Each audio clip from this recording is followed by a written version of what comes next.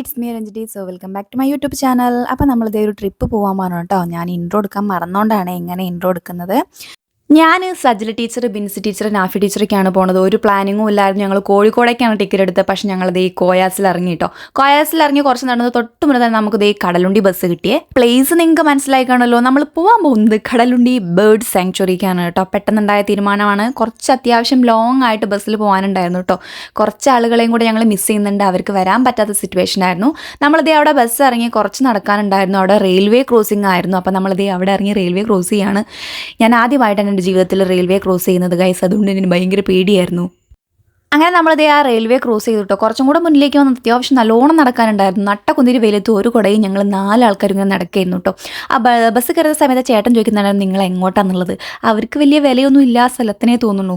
അതല്ലെങ്കിലും സ്വന്തം സ്ഥലത്തിന് ആർക്കും വില ഉണ്ടാവില്ലല്ലോ. അങ്ങനെ നമ്മൾ കടലുണ്ടി ബേർഡ് സാങ്ച്വറിയിൽ എത്തിയപ്പോഴാണ് ഗൈസ് മുടിഞ്ഞ തിരക്കായിരുന്നു. 1 മണിക്കൂറായിരുന്നു ബോട്ടിങ്ങിന് വെയിറ്റ് ചെയ്യേണ്ടത്. അതും ഓരോ പേരിങ്ങനെ ലിസ്റ്റ് അനുസരിച്ച് ഇങ്ങനെ വിളിക്കായിരുന്നു കേട്ടോ. അപ്പോൾ ഞങ്ങൾ വിചാരിച്ചു നടക്കൂല, നമുക്ക് തിരിച്ചു പോകാമെന്ന് വിചാരിച്ചു. പക്ഷേ 4-5 ബോട്ടുള്ളതുകൊണ്ട് തന്നെ പെട്ടെന്ന് തീരുന്നുണ്ടായിരുന്നു. 8 പേരാണ് ഒരു ബോട്ടിന്, 1000 റുപ്പീസുമാണ്. പക്ഷേ ഞങ്ങൾ 4 ആളുള്ളൂ, എന്ത് ചെയ്യുമെന്ന് വിചാരിച്ച് നിൽക്കുമ്പോഴാണ് നമുക്കൊരു ഫാമിലി കിട്ടിയിട്ടോ. അവരും കൂടെ ഞങ്ങളെ കൂടെ ജോയിൻ ചെയ്തു. ഫൈനലി നമ്മളങ്ങനെ ബോട്ട് കയറേണ്ട താമസം എല്ലാവരും ഫോൺ എടുത്ത് അറിഞ്ഞ ഫോട്ടോ എടുക്കായിരുന്നു കേട്ടോ. കാരണം സ്റ്റാറ്റസ് ഇടാനും പലരെ അറിയിക്കാനും ഒക്കെ ആയിരുന്നു. അങ്ങനെ നമ്മൾ കയറി ഫോട്ടോ എടുത്ത് കുറച്ച് അങ്ങോട്ടേക്ക് ദൂരത്തേക്ക് ഇങ്ങനെ പോകാൻ കേട്ടോ. നമ്മുടെ ആ പാലത്തിൻ്റെ അടിയിൽ കൂടെ ആയിരുന്നു.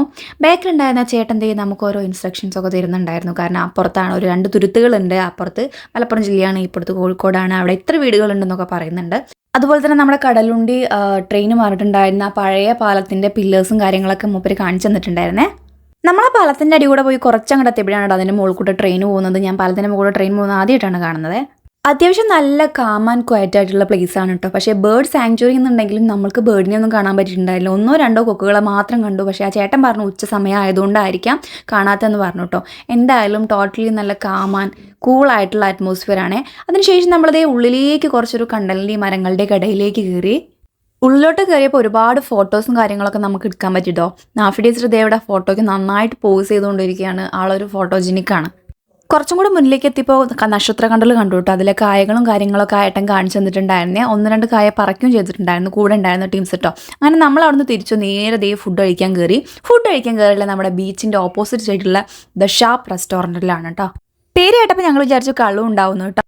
പക്ഷേ അവിടെ ഷാപ്പ് എന്ന പേരുള്ള നല്ല അടിപൊളി ഫുഡ് കിട്ടുന്ന ഒരു റെസ്റ്റോറൻ്റ് ആയിരുന്നേ. അതിൻ്റെ അറ്റ്മോസ്ഫിയർ എന്ന് പറയുന്നത് അടിപൊളിയായിരുന്നു. പഴയ സിനിമയുടെ ചെമ്മീൻ അങ്ങനെയുള്ള സിനിമയുടെ പോസ്റ്ററുകളും കാര്യങ്ങളൊക്കെ വെച്ചിട്ടുണ്ടായിരുന്നു. മാത്രമല്ല നമ്മുടെ മെനുയുടെ ഒരു ബുക്ക് എന്ന് പറയുന്നത് അടിപൊളിയായിരുന്നു. പഴയ കുറച്ച് ചിത്രങ്ങളും കാര്യങ്ങളൊക്കെ കൊടുത്തിട്ട് വെറൈറ്റി ആയിട്ടുള്ള ഫുഡായിരുന്നു ഉണ്ടായിരുന്നത്. കുറേ ആലോചിച്ച് അവസാനം നമ്മളത് 8 പൊറോട്ട ഓർഡർ ചെയ്തിട്ട് അതിലേക്ക് നമ്മൾ ഗ്രേവി ആയിട്ട് കുട്ടനാടൻ ചിക്കൻ റോസ്റ്റ് ആയിരുന്നു പറഞ്ഞിട്ടുണ്ടായിരുന്നു കേട്ടോ. നല്ല അടിപൊളി ടേസ്റ്റ് ആയിരുന്നു അതിൻ്റെ ഗ്രേവി എന്ന് പറയുന്നത്. സമയം അതിക്രമിച്ചത് കൊണ്ട് തന്നെ ആരും ഒന്നും വെയിറ്റ് ചെയ്തില്ല. കാരണം നല്ല വിശപ്പുണ്ടായിരുന്നു എല്ലാവർക്കും. ഞങ്ങൾ കഴിക്കുന്നത് 3:30-ക്കാണ് കേട്ടോ. പക്ഷേ ഈ കുട്ടനാടൻ ചിക്കൻ റോസ്റ്റിൻ്റെ ഒരു പ്ലേറ്റിൻ്റെ റേറ്റ് എന്ന് പറയുന്നത് 299 രൂപയാണ് കേട്ടോ. ഞങ്ങൾ 2 പ്ലേറ്റ് ഓർഡർ ചെയ്തു. അതുകൊണ്ട് തന്നെ റേറ്റ് അത്യാവശ്യം ഉണ്ടായിരുന്നു കേട്ടോ. അങ്ങനെ ഫൈനലി എല്ലാവരും ഫിനിഷ് ചെയ്ത് നമ്മുടെ ബില്ല് വന്നപ്പോൾ 754 രൂപയായിരുന്നു കേട്ടോ ഉണ്ടായിരുന്നത്. അങ്ങനെ ഫുഡൊക്കെ കഴിച്ച് ബില്ലൊക്കെ പേ ചെയ്ത് നമ്മളതേ താഴേക്ക് ഇറങ്ങി. ഒരു സ്റ്റെയർ കേസാണ് കേട്ടോ ഇറങ്ങുന്ന. നല്ല വുഡിൻ്റെ അടിപൊളിയായിട്ടുള്ളൊരു സ്റ്റെയർ ആണുള്ളത്. അതുപോലെ തന്നെ നമ്മൾ ഫ്രണ്ടിൽ അതിൻ്റെ എൻട്രൻസിൽ നമ്മുടെ ഫുഡ് ഐറ്റംസിൻ്റെ എന്തൊക്കെയാണ് സ്പെഷ്യൽ എന്നുള്ളത് ഒരു വുഡിൽ എഴുതി വെച്ചിട്ടുണ്ട് കേട്ടോ. അങ്ങനെ അവിടുന്ന് ഫുഡൊക്കെ കഴിഞ്ഞ് നമ്മൾ നേരെ തിരിച്ചിട്ടുള്ള ലുലു മാളിലേക്കായിരുന്നു ഗൈസ്. സത്യം പറഞ്ഞാൽ ഞാൻ ഇതുവരെ ലുലു മാൾ കണ്ടിട്ടില്ല. കാണാത്തവരും കൂടെ ഉണ്ടായിരുന്നു. അപ്പോൾ ഞങ്ങളൊന്നും നോക്കിയില്ല. ഷോപ്പിംഗ് ഒന്നുമില്ല, വെറുതെ കയറി എന്തെങ്കിലുമൊക്കെ തപ്പിത്തറിഞ്ഞ് നടക്കാൻ വേണ്ടിയിട്ടാണ് കേട്ടോ. ഉള്ളിലേക്ക് കയറിയപ്പോഴാണ് മനസ്സിലായിരുന്നത് ജനസാഗരമായിരുന്നു. നല്ല തിരക്കുണ്ട്. അപ്പോൾ കുറേ നേരമൊന്നും അവിടെ നിന്നില്ല. ഒരു 2 ബ്യൂട്ടി പ്രോഡക്റ്റ് നമ്മൾ അവിടെ നിന്ന് എടുത്തു കേട്ടോ. സജില ടീച്ചർ ഒരു ലിപ്സ്റ്റിക്കും ഞാനൊരു ഫേസസ് കാനഡയുടെ ഫൗണ്ടേഷൻ എടുത്ത് നമ്മൾ വേഗം അവിടെ നിന്ന് സ്കിപ്പായി കേട്ടോ. അപ്പോൾ നമ്മൾ തിരിച്ച് വീട്ടിലെത്തിയിട്ടുണ്ടോ. തിരിച്ച് നല്ല വീട്ടിലെത്തിയിട്ടുള്ളത് സമയം ഒരുപാട് ലേറ്റ് ആയിട്ടുണ്ടായിരുന്നു. നല്ല തിരക്കായിരുന്നു. ബസ്സിൽ കാലെടുത്ത് വെക്കാൻ പറ്റാത്ത രീതിക്കുള്ള തിരക്ക് തന്നെയായിരുന്നു. അങ്ങനെ വീട്ടിൽ വന്ന് വേഗം അങ്ങ് മേലഴുകി ബെഡ്മ ചാടിയതാണ്. പിന്നെ രാവിലെയാണ് പൊന്തുന്നത്. അപ്പോൾ ഇത്രയുള്ള നമ്മളെ വീഡിയോ എന്ന് പറയുന്നത് മുഴുവനായിട്ടൊന്നും എനിക്ക് വിചാരിച്ച മാതിരി എടുക്കാൻ പറ്റില്ല. എന്നാലും ഇഷ്ടപ്പെട്ടാൽ ലൈക്ക് ചെയ്യുക, ഷെയർ ചെയ്യുക, സബ്സ്ക്രൈബ് ചെയ്യുക. അപ്പോൾ അടുത്ത വീഡിയോ ആയിട്ട് കാണുന്നവരേക്കും ടാറ്റാ ബൈ ബൈ.